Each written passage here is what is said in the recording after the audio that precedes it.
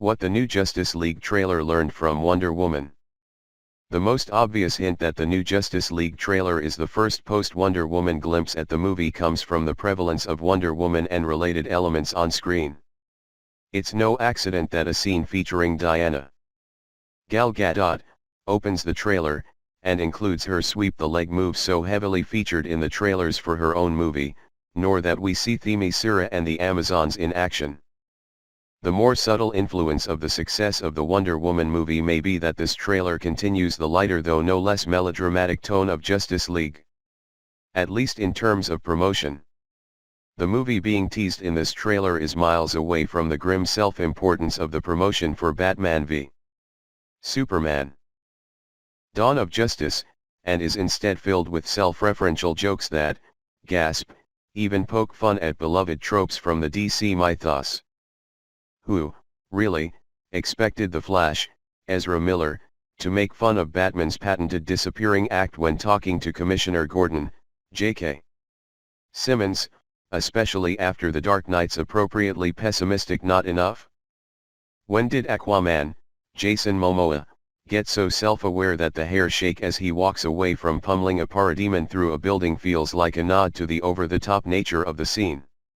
That's actually easy to answer.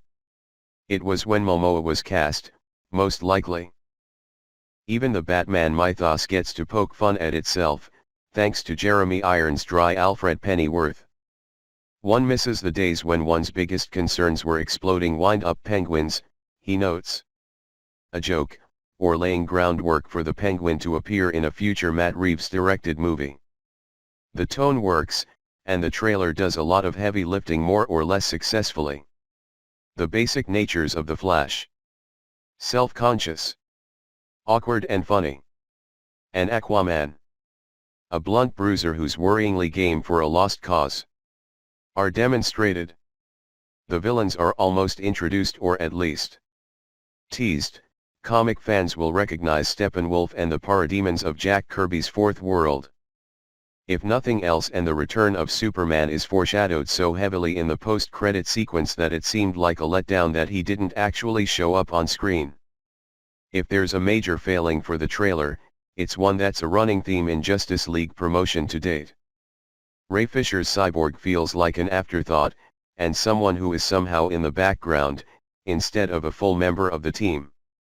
But, given everyone and everything else that's stuffed into the brief running time, that's perhaps understandable, no matter how regrettable. Despite that, the new trailer lived up to its tagline. By ramping up the threat to something appropriately apocalyptic and overwhelming. Yet making a point to show the good guys resolute despite the odds, not to mention showing Wonder Woman taking point and leading them into action.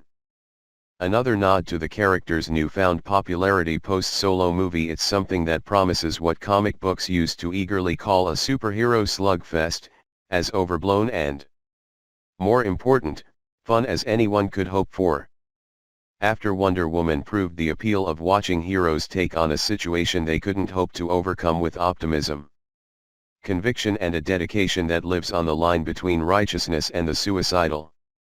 The new trailer for Justice League pushes the idea that it will offer the same kind of thing, only ramped up to 11. As cool as Steve Trevor was. After all, he wasn't the fastest man alive.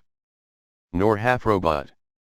It's something that pivots away from the DC movies of last year and before, and goes in a direction audiences responded to when Patty Jenkins and Gal Gadot offered it earlier this year.